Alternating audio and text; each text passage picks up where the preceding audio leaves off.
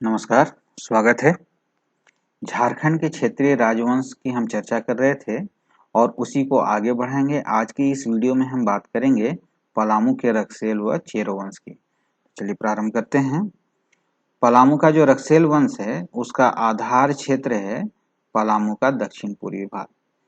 अपने आप को ये राजपूत बताते थे और इनके यात्रा का क्रम जो आगमन हुआ वो राजपूताना से पलामू में हुआ, रोहतासगढ़ होते हुए।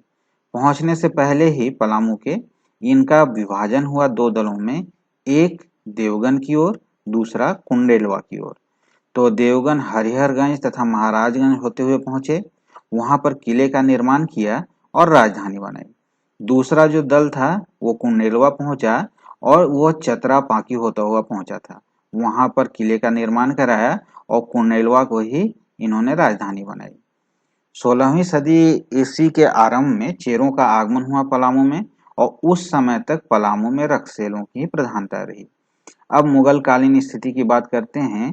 शेर खां या फिर शेर शाह की बात करते हैं। सबसे पहले 1538 ईस्वी में शेर खां ने अपने सेनापति खवास खां को चेरो शासक महारत चेरो पर आक्रमण कर उसका दमन करने के लिए भेजा। और इसके पीछे कारण क्या था?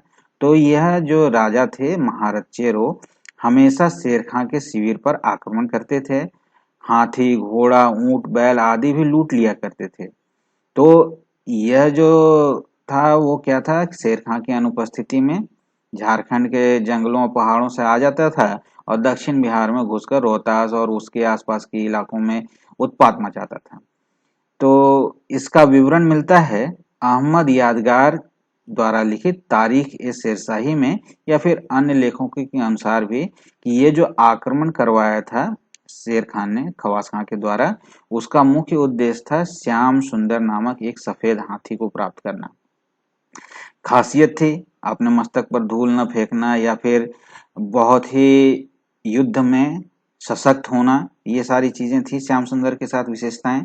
तो खवास खान ने 4000 घुड़सवारों के साथ प्रस्थान किया। रोहतास से सोन नदी पार की, उसके बाद फिर घाटी को पार करते हुए यहाँ पहुंचा और खवास खां और दरिया खां ने महारत चेरो को घेर लिया और उसे आत्मसमर्पण करने के लिए मजबूर कर दिया। अकबरकालीन झारखंड की बात करते हैं और उस समय 1589 ईस्वी में राजा मानसिंह बिहार के मुगल सूबेदार बने थे। पटना को अपने पुत्र जगत सिंह की देखरेख में छोड़ दिया और मानसिंह पलामू के लिए कूच किए। मानसिंह ने चेरों का दमन किया और उसके बाद जो लूट का माल था जिसमें 54 हाथी शामिल थे उसे मुगल दरबार में भेजा। अकबर के पास यह 3 अप्रैल 1590 ईस्वी को ये जो लूट का माल था वो पहुंचा।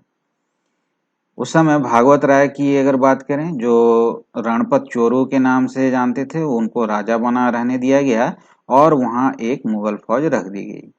1605 ईस्वी में अकबर की मृत्यु के बाद चेरों ने अपनी स्वतंत्र सत्ता पुनर्स्थापित कर दी, क्योंकि थोड़ा सा जो कंट्रोल था वो कमजोर हुआ, जो शक्ति थी वो कमजोर हुई यहाँ पर, और उसके बाद इन्होंने स्वतंत्र सत्ता पुनर्स्थापित कर ली।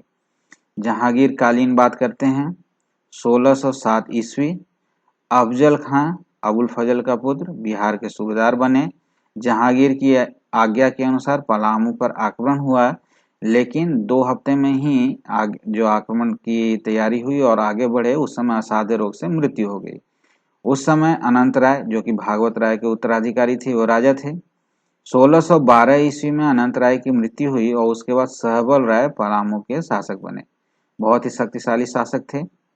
जो आज के डेट में हम आधुनिक जीटी रोड जिसे जानते हैं, उसे सड़क ए आजम भी बोला जाता था। उस पर अपनी शक्ति से चौपारण हजारीबाग तक अपना प्रभाव क्षेत्र बढ़ा लिया था सहबल राय ने। तो बहुत ही शक्तिशाली राजा, वहां तक अपना प्रभाव बढ़ा लिया और मुगल जो सल्तनत थी, वो मुगल जो वहां पर अधिकारी थे उनको चुनौती के तौर पर ये देख रहे थे। आसपास के इलाकों में लूटपाट सारी चीजें हो रही थी। तो क्या किया गया, जहांगीर की आज्ञा से सहबल राय को बंदी बनाया गया और फिर मनोरंजन के लिए बाघ से लड़ाई करवाई गई और उसी क्रम में सहबल राय की मृत्यु हो गई। शाहजहां कालीन झारखंड की बात करते हैं। सहबल राय के उत्तराधिकारी के रूप में प्रताप राय आए। और उनके शासनकाल में पलामू एक समृद्ध राज्य बना। पुराने किले का निर्माण प्रताप राय को ही जाता है। 1632 ईस्वी बिहार में मुगल सूबेदार अब्दुल्ला खां बने और पलामू का क्षेत्र उन्हें जागीर के रूप में दिया गया।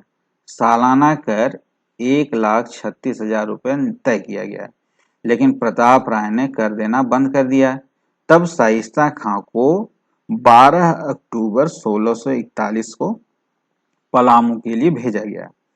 प्रताप राय ने संधि की बात रखी, 80,000 रुपये देना तथा पटना में हाजिरी लगाने की बात स्वीकार कर ली। 12 फरवरी 1642 को शाइस्ता खां पटना लौट आए।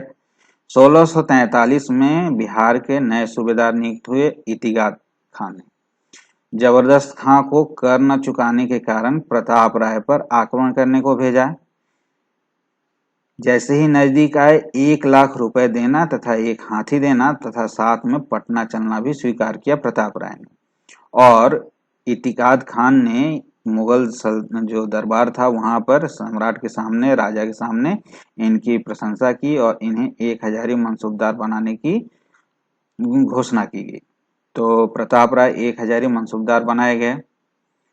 पलामू का कर सालाना 1 करोड़ तय कर दिया गया और यह समझौता कब हुआ? तो मार्च 1644 ईस्वी में। और इस सफलता के कारण जबरदस्त खां को 2,000 मनसूबदार बनाया गया। फिर भूपाल राय जो थे वो कुछ महीनों तक शासन रहे, यहाँ शासन किया उन्होंने, शासक रहे। और उसके बाद मेदिनी राय का शासनकाल प्रारंभ हुआ और ये बहुत ही महत्वपूर्ण राजा हुए चेरो वंश के। मेदिनी राय 1658 से 74 ईस्वी तक पलामू के सर्वाधिक शक्तिशाली शासक बने। मुगलों की अधीनता अस्वीकार कर दी, कर देना बंद कर दिया। तब औरंगजेब ने दाऊद खां को पलामू पर आक्रमण करने को भेजा। 23 अप्रैल 1660 ईस्वी पटना से पलामू के लिए कूच हुआ। 5 मई 1660 ईस्वी को उसने कोठी के किले पर अधिकार कर लिया। 3 जून 1660 को कुंडा का किला, जो कि अभेद्य माना जाता था, उस पर कब्जा कर लिया। कुंडा के शासक चुन राय ने इस्लाम धर्म स्वीकार कर लिया, लेकिन यह जो बात है वो मेदिनी राय को अच्छी नहीं लगी। इनके इशारे पर सुरवर राय, जो कि चुन राय के भाई थे, ने चुन राय की हत्या कर दी। अब दाऊद खान ने 25 अक्टूबर 1660 ईस्वी को चेरो की राजधानी की ओर कूच किया। बरसात में वहीं डटे रहे थे, तो अक्टूबर 1660 ईस्वी में चेरो की राजधानी की ओर कूच कर लिया। वहां पर पलामू राजा के मंत्री सूरज सिंह ने दाऊद खां के समक्ष संधि का प्रस्ताव रखा। 3 नवंबर 1660 में वहां पहुंचे थे। तरहसी में राजा के कुछ लोगों ने शाही काफिले को लूटा, बात बिगड़ी और युद्ध हो गया। ये संधि का प्रस्ताव तो रख दिया गया था, साथ ही वो मुगल दरबार में भी चला गया था और वहां से उत्तर की प्रतीक्षा थी। इसी बीच शाही काफिले को लूट लेना और उस कारण से बात का बिगड़ जाना। फिर क्या था? पलामू के नए किले के निकट औरंगा नदी के तट पर चेरों और मुगलों का आमना सामना हुआ। भयंकर युद्ध हुआ और अंत में मुगल सेना के सामने ये टिक नहीं पाए, तो मेदिनी राय ने सरगुजा में शरण ली। पुराने और नए किले पर मुगलों का कब्जा हो गया। देवगन किले पर शेख शफी, जो कि दाऊद खां का एक सैन्य अधिकारी था, उसने कब्जा कर लिया। मनकली खां को पलामू का फौजदार नियुक्त किया गया। दाऊद खां अपने साथ पलामू किले का जो सिंह द्वार था वो लेता गया और उसने दाऊद नगर, जो आज का औरंगाबाद जिला है, उसको अपनी गढ़ी में लगवाया। मुगल बादशाह ने दाऊद खां को 50,000 रुपये मूल्य के मोतियों की एक माला तथा खिल्लत भेजा और औरंगाबाद जिला स्थित अमछा, मनोरा तथा गोह उसके अधीन कर दिया। तो यह सब पलामू विजय का परिणाम था। 22 अगस्त 1666 ईस्वी मनकली खां का पलामू से तबादला होता है और पलामू सीधे बिहार के मुगल सूबेदार की देखरेख में आ जाता है। यह देख मेदिनी राय सरगुजा से पलामू लौट आए और अपने खोए हुए राज्य पर अधिकार कर लिया। आर्थिक दुर्व्यवस्था जो थी उससे उबार कर समृद्धि के शिखर पर ले आए और इसी कारण से मेदिनी राय के शासनकाल को चेरो शासन के स्वर्ण युग के रूप में स्मरण किया जाता है। आज भी पलामू में मेदिनी राय की अगर बात करें तो निश्चित तौर पे इन्हें चेरो शासन के स्वर्ण युग के रूप में याद किया जाता है, शासक के रूप में। 1674 ईस्वी में मेदिनी राय की मृत्यु हो जाती है और उनके जो कुछ उत्तराधिकारी थे उनका नाम रुद्र राय, दिक्पाल राय और साहेब राय। उत्तर मुगल कालीन की बात करते हैं। साहेब राय तीन मुगल शासकों के समकालीन थे, बहादुर शाह एक, जहांदार शाह और फर्रुख सियार। साहेब राय की मृत्यु के बाद रंजीत राय शासन प्रारंभ करते हैं। उस समय मुगल सूबेदार सरबुलंद खां पलामू आते हैं। रंजीत राय ने छोटानगपुर खास के नागवंशी राजा से टोरी परगना छीन लिया और 1722 ईस्वी तक उस पर कब्जा बनाए रखा था। रंजीत राय को हराया किसने? जयकृष्ण राय ने 1722 से 1770 ईस्वी, और पलामू के राज्य को अपने अंदर कर लिया।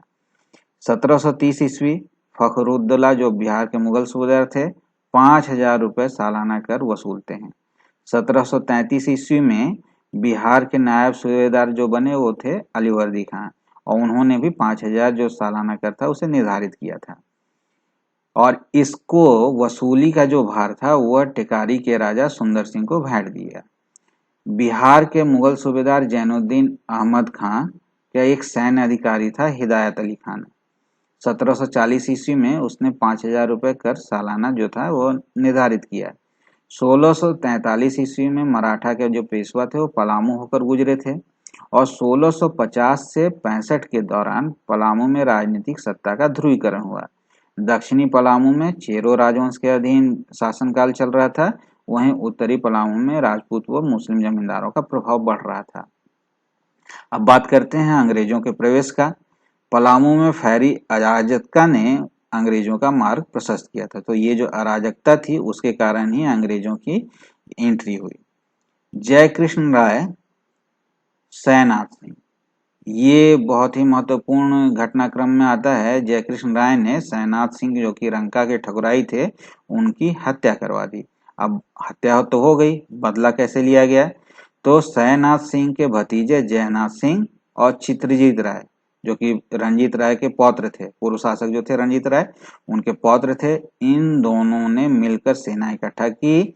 1770 ईस्वी की बात है, सतबरवा के निकट चेतमा की लड़ाई हुई।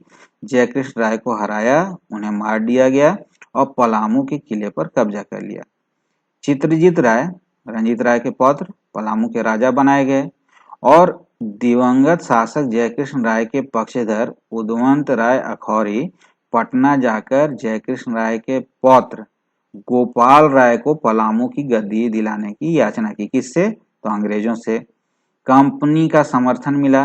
कंपनी के दूत गुलाम हुसैन खां की जयनाथ सिंह से भेंट हुई 9 जनवरी 1771 ईस्वी। पटना काउंसिल का पत्र दिया गया। पलामू किले को कंपनी के हवाले करने का निर्देश दिया गया। 10 दिन का समय भी दिया गया, लेकिन 10 दिन में उन्होंने युद्ध की तैयारी शुरू कर दी। उधर कैप्टन जैकब कैमक, एक प्रमुख नाम जो कि झारखंड में अंग्रेजी कंपनी की जो ईस्ट इंडिया कंपनी थी उसके कब्जे में महत्वपूर्ण भूमिका निभाई थी। 1 जनवरी 1771 ईस्वी को औरंगाबाद पहुंचने का आदेश मिला। 20 जनवरी को वहां से चलकर 21 तारीख को ये औरंगाबाद पहुंचे। हैरी पामर और एडवर्ड गोल्डिंग सैनिक टुकड़ियों के साथ मदद करने पहुंचे। जयनाथ सिंह ने सशर्त किले के समर्पण का जवाब दिया, लेकिन यह जवाब मंजूर नहीं था क्योंकि पलामू पर कब्जे की बात थी। 22 जनवरी को कैप्टन कैमक शेरघाटी पहुंचे। गोपाल राय साथ हो गए। 24 को प्रस्थान हुआ, 25 को कुंडा पहुंच गए। 26 जनवरी को कुंडा से चले और निर्विरोध जयनगर पहुंच गए। 28 जनवरी को घाटी पार कर उन्होंने पलामू किले को पहुंचने की बात की। नए किले पर कब्जा किया और पुराने किले पर 21 मार्च को कब्जा हुआ। तोप का केवल इंतजार हो रहा था। तोप आया और पुराने किले की जो कमजोर दीवार थी उस पर भारी गोलाबारी की गई। दीवार ढह गया और उसके बाद किले पर कब्जा हो गया। चेरो राजा चित्रजीत राय और दीवान जयनाथ सिंह रामगढ़ भाग गए। जो प्रमुख सहायक थे कैप्टन कैमक के पलामू, कुंडा और सिरिसकुटुम्बा में वे थे जयमंगला सिंह, धीरज नारायण और नारायण सिंह। 9 अप्रैल 1771 ईस्वी को पलामू को गोपाल राय की देखरेख में रख दिया गया। 1 जुलाई 1771 ईस्वी को गोपाल राय को पलामू का राजा घोषित किया गया और पलामू का सालाना जो कर था वो 4,000 रुपए तय किया गया। तो इस प्रकार 1771 में यहाँ पर अंग्रेजों का कब्जा एक तरह से हो गया। वीडियो देखने के लिए बहुत बहुत धन्यवाद।